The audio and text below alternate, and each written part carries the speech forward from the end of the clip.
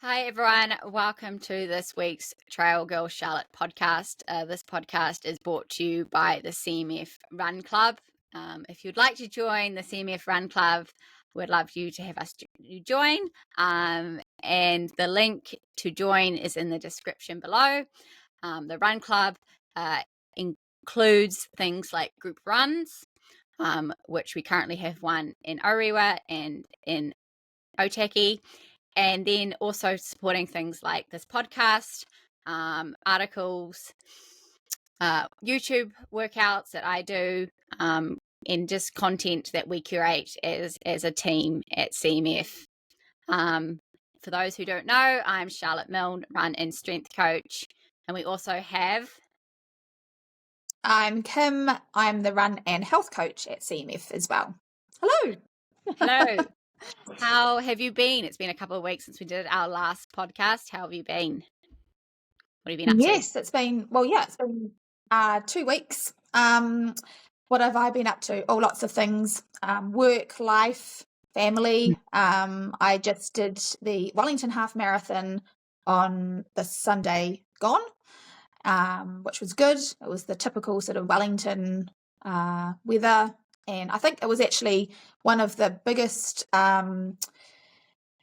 participants numbers, not only New Zealanders, but also from overseas. There was I think 35 countries. So it was quite massive, which was, it's always good.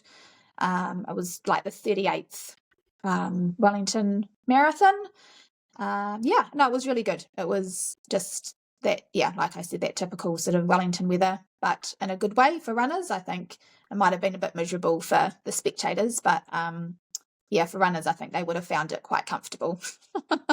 Nice. Not too hot, not too windy. I think the wind factor is always a thing for Wellington. I was looking at it all week, and it was Awesome. when it's windy in Wellington. Yes, windy Wellington it is known for, and so that's great that it was not windy. Rain is actually can be quite nice when you're running, an intense speed like half marathon pace. Can keep you a bit cool. Well, I certainly get quite hot whenever I'm upping especially around that half marathon pace, because obviously it's quite a hard effort for a considerable period of time. We had a few people down there, from the scene. Yeah, there was Catherine, and Charlie. Yes. And then I had there was Eli. He did his first marathon, which was great. He did really well. Awesome. It was it was quite massive. What was that? Did you say you did his first marathon? Yeah, he did his first marathon. So that was very, very exciting. And he did really well. He learned a lot. I think there was lots of learnings as for every first, like whether it's your first 10K, first marathon, etc. There's always learnings that you get when you finish. And he knows that, and he is ready to sort of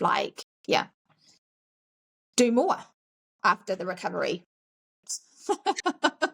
which is good. So he's come away feeling really good and positive. So but what have you been up to? What have you been up to? We've much the same, except for the not racing, but just work. Lots of group runs. Well, that's what it feels like anyway. And it was my birthday last Sunday, which was nice. Had a group run for that, and then last week I sort of had a quieter week, I guess, in terms of socializing, which was nice in some ways as well. And just enjoying the house and then just enjoying life, really, more or less. So the group run in Orewa has been a highlight of the week, actually, a bit. For you too, or how have you been finding your group run? Yeah, no, good. Like I've been having, well, I've had, yeah, there's been, how many? I've done about 4 now. And yeah, so every week I seem to be getting, 1 or 2 new people, Yes. which is good. And yeah, and we're sort of doing different routes. So we're not doing the same route every time, which is nice to get some variety. And then we'll, get some favorite routes, and then we can just sort of choose on the, whatever everyone wants to do on the day of. So pretty relaxed, and it's really nice to sort of like meet more of the community and explore a little bit more of Otaki. Just going around the streets. Yeah, there seems to be 2 ways of doing group runs. There's either the same route every week, or there's different routes every week. Yeah. And both work well. They're just different.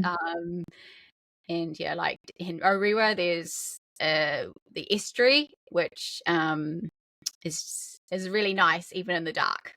We do ours at night. But it's it's something about it. It's like really nice to do the same route around it. But at the same token, like I can kind of see like in Otaki that doing different routes probably is like really enjoyable. As well.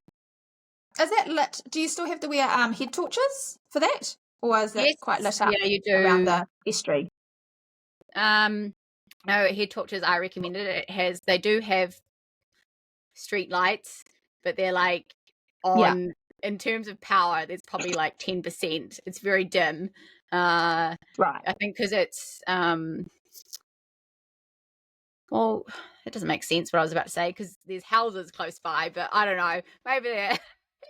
Maybe they don't need to be as bright for whatever reason as a normal street light because it's a path. Yeah. Well, hopefully, because we've gone past the shortest day now, that things will slowly get a bit lighter. Definitely. That's how it goes. Yeah. Past the shortest day, summer's coming. So yes, it's all about the group runs is all about participation, really. There's no I really want to try and encourage like more and more people to come and not feel like they have to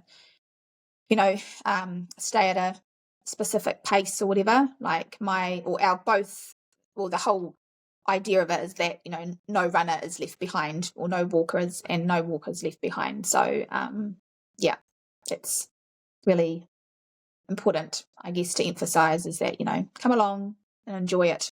It's all about that, really.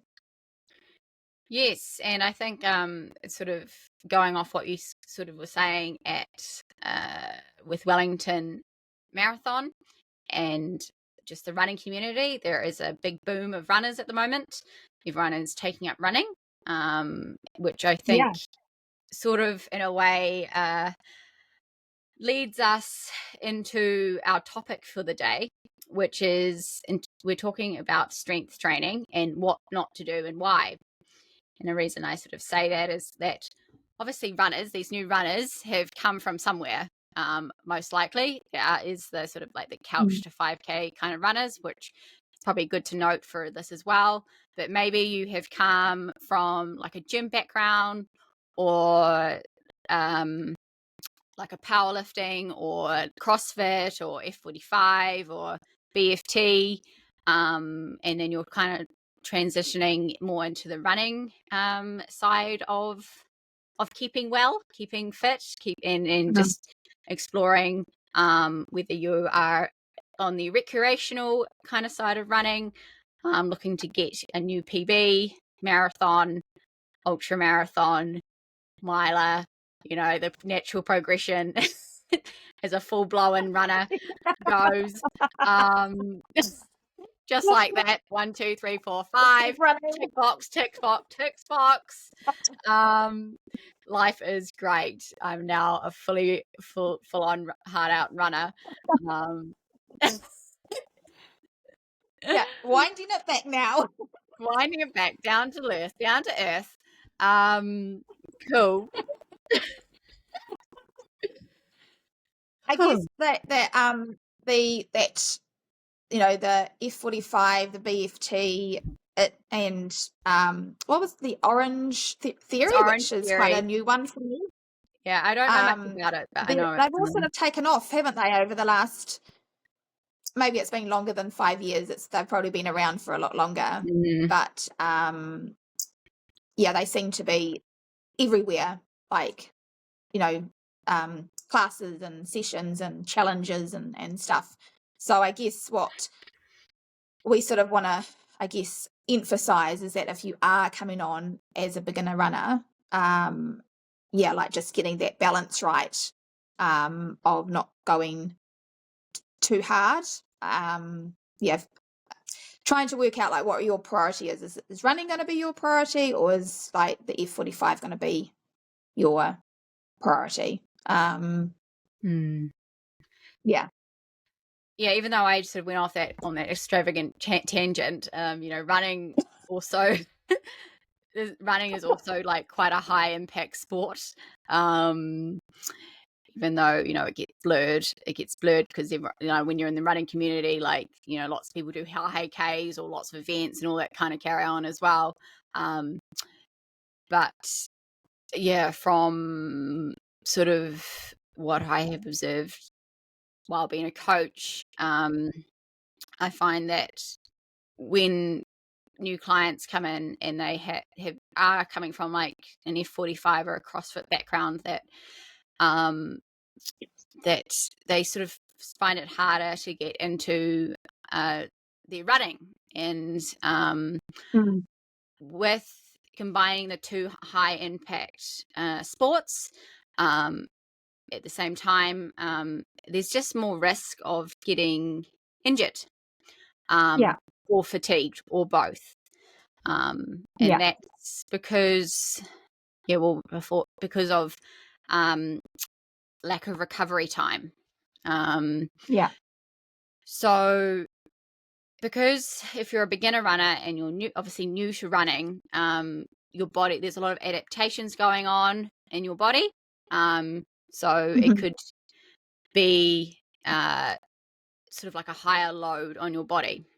And then if you're either coming into that running off the back of going to one of these high intensity classes, then when you go for that run, your body will not be like, you will be a little bit fatigued, and therefore running with a good gait, or you're a bit prone to tripping over sort of nothing. And you're just not running with good running economy, then that's when you could be set up for like for an injury. Or like vice versa, you've gone for a run and then you've gone to one of these classes, and then because of the high intensity, you've done some sort of like exercise that might put your knee out because, again, like your body's a bit fatigued. So it's just combining the two loads can be just a bit too much for your body. I guess that's when the runner's specific exercises, strength stuff comes into play, because like as runners, we need that strong core, we need strong glutes. And so, like if you are getting knee issues, that could mean like your glutes aren't taking that load. So your knees are taking the load and your glutes aren't strong enough that's where you need to work on. Does that make sense? Like you're just the type of HIIT exercises aren't specific to help with that strength work needed to run. Yes, that's right. And like running is, well, there are sort of higher workouts obviously that require different energy systems, but like if you are just going out for an easy paced run, that's like a sustained effort, and so like in terms of sort of runner specific exercises, like you just have to have like stable muscle groups.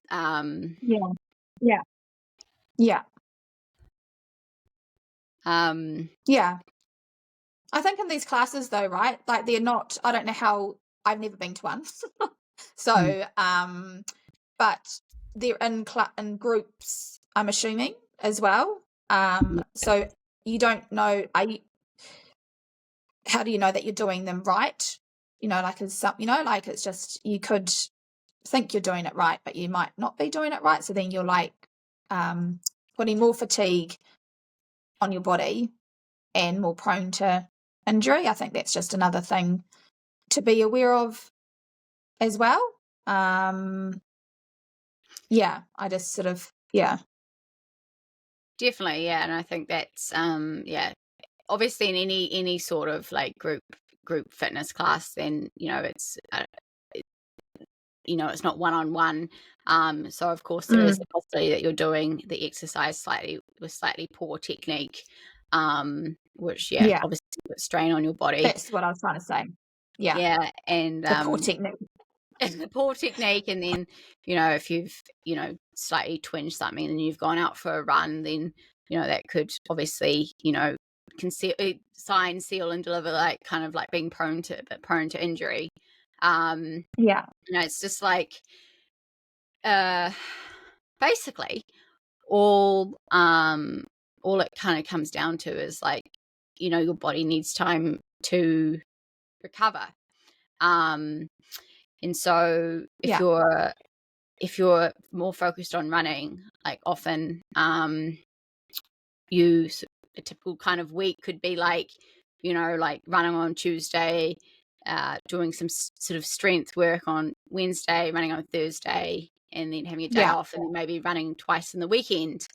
And if you are also like chucking in an hour of high intensity strength training in between those running days, then like your glycogen stores are depleted, and if you're not going to replenish them, I think it's like,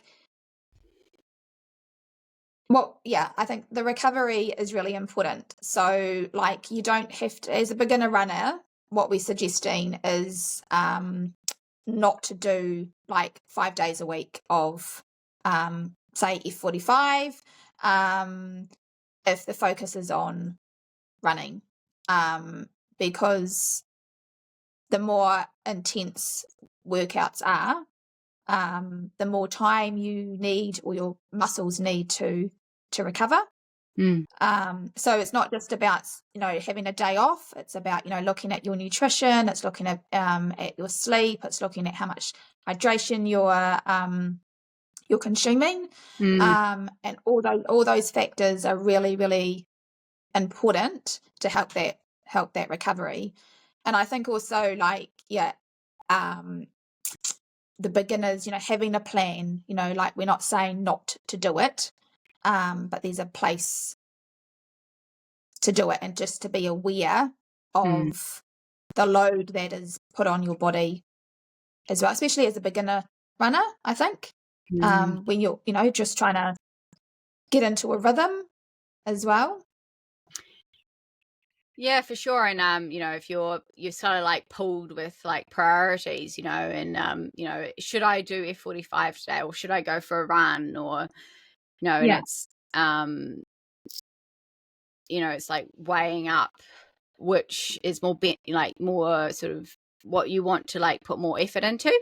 And and I was just thinking in terms of the recovery, another sort of risk is like overtraining. And then when you're that's right. And when you're overtraining, like your body is under a lot of stress, and actually really what will probably happen is that your performance at one of these sort of HIIT kind of style classes will probably decrease as well. And obviously with your running, like you'll probably won't really get anywhere, because you'll go out for a run and feel like average, because you're going in like a bit tired. And often actually what happens is like there's a thing called like accumulative fatigue. So you may be able to do this for like a week or two, and then you may maybe some people a month, and then suddenly you might start feeling like super tired, or like like tired or injured. Tired or injured, it's pretty much the two things that we're talking about. But it's because you've overtrained. So instead of like, you've gone from, doing well or really enjoying one of these like HIIT kind of style classes, and then, now you're not doing so well there. And then running's kind of like not really going anywhere either. And you're like, oh, what's wrong with me? Yeah, that's right.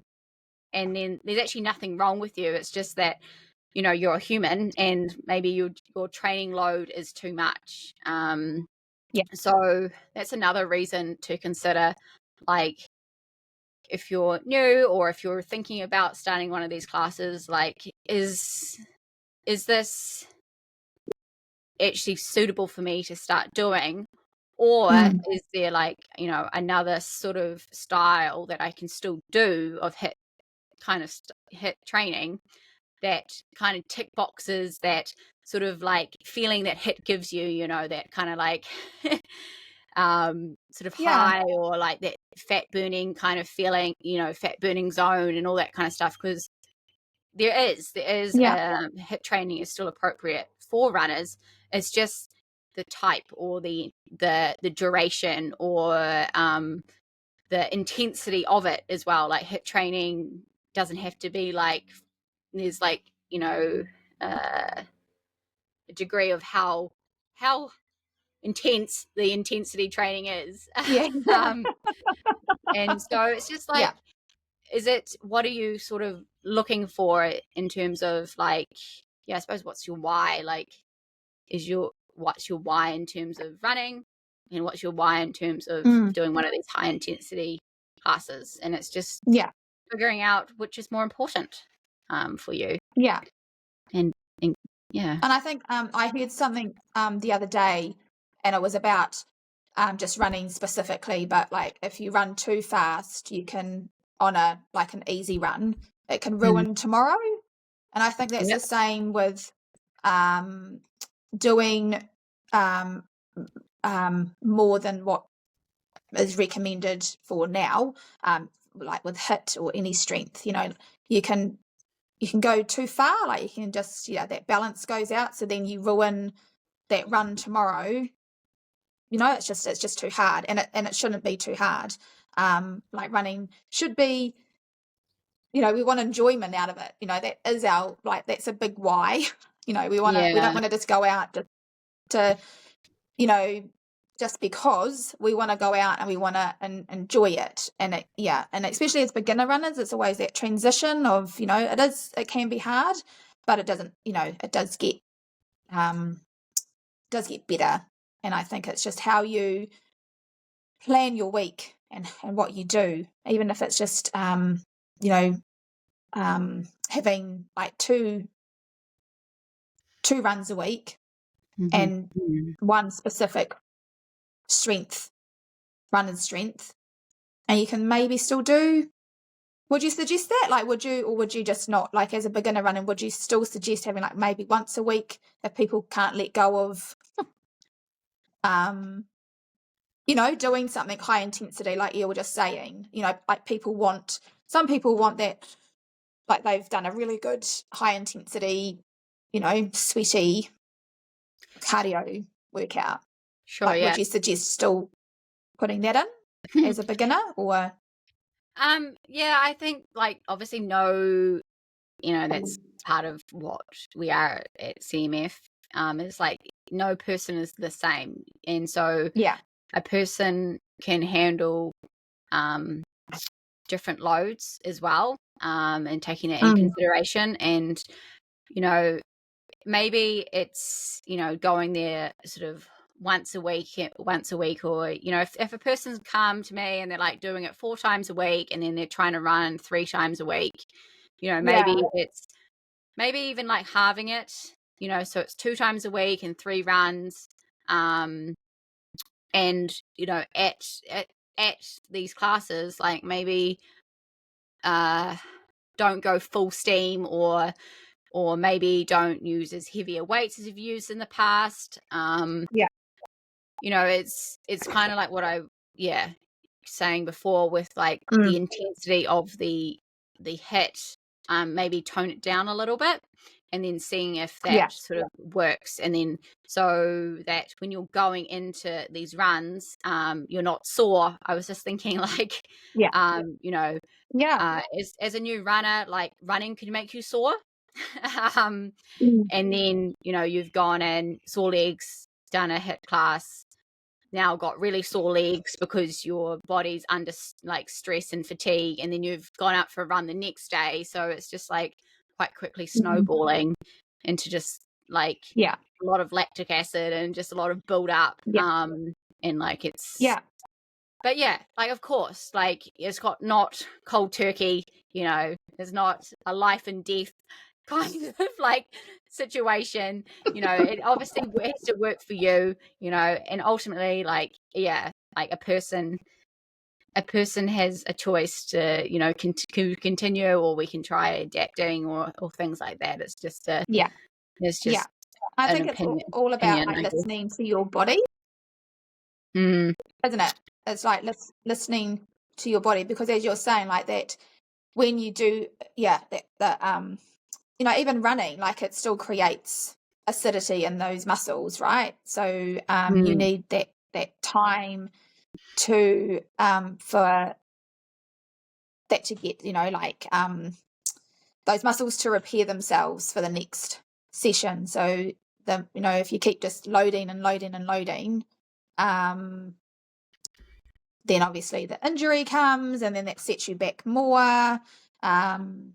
You know, like I'm always listening, you know, like just listen to your body and what it's telling you. Like if you are feeling fatigued, like you don't have to do the session. I think sometimes people get caught up in because it's on my plan, I've got to do it. But at the end of the day, it is about listening to, you know, your needs. And obviously, it's a funny thing. Like, sometimes having a bit of training stress is a good thing, but if your body is in somewhat of like a relaxed state, everything works better, and you know, you feel lighter, and you like able to like take on, like going back to the recovery, taking back on more fluids, and you can make better food decisions, and you can sleep better, and you don't have brain fog, and you think, you know, just all those kind of like things that you think that running will help, or running or exercise or training will help with, which obviously they can, but there's always a tipping point. And I think like as a beginner runner, like obviously, you know, with your running bucket, if you think about a bucket, it's not very deep, right? Because you're new, it makes sense. So like your training load that you can handle with running is not that well developed. So you need to like give it a chance, your best shot. If you want to be fully into running, or give running a go to see if you do like it, then you got to give your body like the best sort of opportunity to sort of do it. Because like running is it's such a holistic experience, really. You know, you're outside, you're in weathers, all sorts of weathers, you know, and now now that the group runs and like the running community is just growing, like the connection is huge. Like running isn't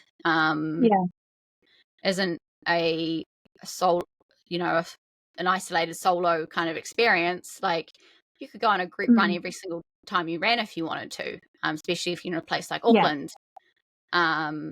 So, you know, that sometimes I think with like group runs, I mean, not group runs, group exercise, like that people go to get motivated. Like I have to do, you know, this class because otherwise I won't do it.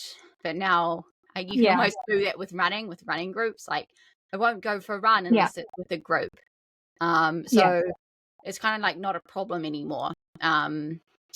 So that's a good thing as well, for those sort of beginner runners that could help you get out the door, is that there is lots of group runs to join if you live in an area. There seems to be. Yeah. There's like lots, morning and night. Yes, all sorts of times of the day.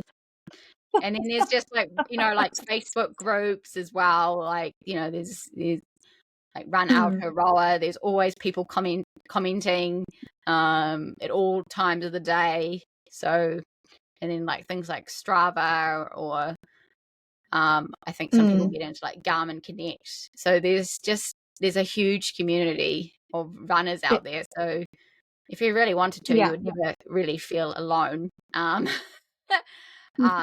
Or like, there's just plenty of opportunity to do runs with lots of people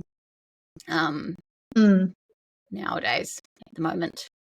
And I think if, like people are listening and they're like, well, I don't know, where do I start? How do I do this? How do I plan it?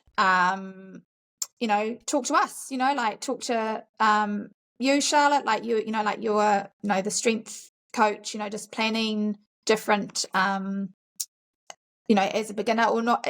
This is not even, it can be for any runner as well, not just like, beginners, but how to plan a week of running that includes some strength. So I think that's really, having a plan sometimes helps people I'm going off on a tangent, but like going onto something that you can Google that just spits out a one size fits all thing. And that, because there is so much information out there on what to do, what not to do, when to do, how to do, etc., etc. And I think just having like a one-on-one conversation can really dissolve all those questions. So yeah, I mean, I know for myself I work better when I've got it planned and I know I don't have to think about it. But yeah, just going back to the point of what we're talking about today is that that recovery is super important. Listening to your body to prevent. I mean, like fatigue is good, but not like waking up the whole week feeling fatigued and like you need to, that's a big no. But that recovery is all part of the running. And I think really emphasizing that. So your muscles are building up, you're replenishing them with good food, sleep, hydration, etc. To then not ruin tomorrow, that then you can go on to the next session, whatever that might be as well. Yeah, definitely. And I think just if you also on the flip side, if you want I can help with recovery, but you Kim, you know a lot about recovery and that side of things as well. So again, if you're liking what Kim has to say about recovery and want to know more about that, then reach out to Kim as well. And sometimes less is more. You can gain so much by doing less. Like you don't have to do something every day. And I know, like I remember when I was a beginner runner, I had to run every day. I thought that you had to run every day. But you don't. You don't actually, just because it's okay to feel tired. Like there's a good tired, but like if you're feeling sore, tired and fatigued, it just impacts everything else that's happening in one's life. And then you lose that enjoyment, and then some people might, give up. They might not want to carry on either. So don't ruin tomorrow by going out too hard. Yes. Balance. I think that's a really good thing to know. It is. It's like, I guess it's sort of like when you start as a runner, and if we're just, solely just talking about the running side of it, is that, running at an easy, zone 2 is, there's so much benefit by doing that than trying to run fast in zone 3, zone 4, because you're just going to tire yourself out a lot quicker. And so, yeah, I mean, the zone 2 is there for a reason. It helps, build up that aerobic engine. It helps your body use oxygen better, and that's what we want. So then you can be prepared for those, faster sessions. But as a beginner runner, it's just, it can be frustrating, but it's worth it to keep, rather than the stop-start, getting injured, getting fatigued, and it's that stop-start stuff. So, that's just a little bit of a tip. Nice little, no, that's really good to hear. Yeah, that's nice one. Yeah. And I think, just working out, like, if, what your priority is. And you've got heaps of, like, workout, like runner-specific workouts as well.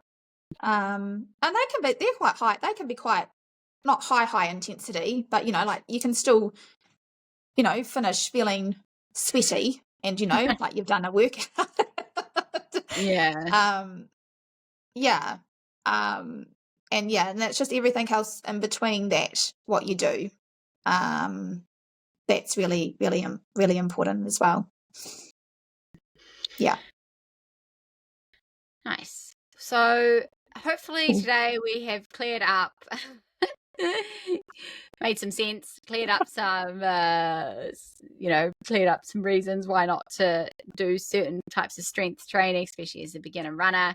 And hopefully, got some thoughts provoking maybe in terms of why you want to run, or if running's really for you, and you sort of like what you want out of running as well,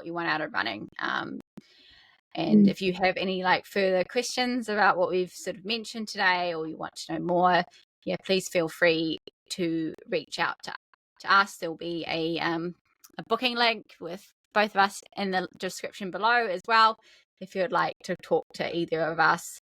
Or please feel free to leave a comment in the comments as well. I always see them.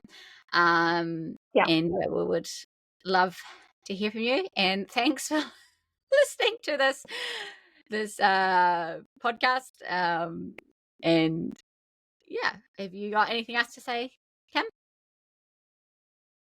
No, but what I was going to say was, well, yes, I do actually, is if you have any questions about strength, or anything that you want to hear, if you've got any questions related to running, strength, or anything like that, just pop them in the comments box, and we can talk about that. We can write that on our list of podcasts as well.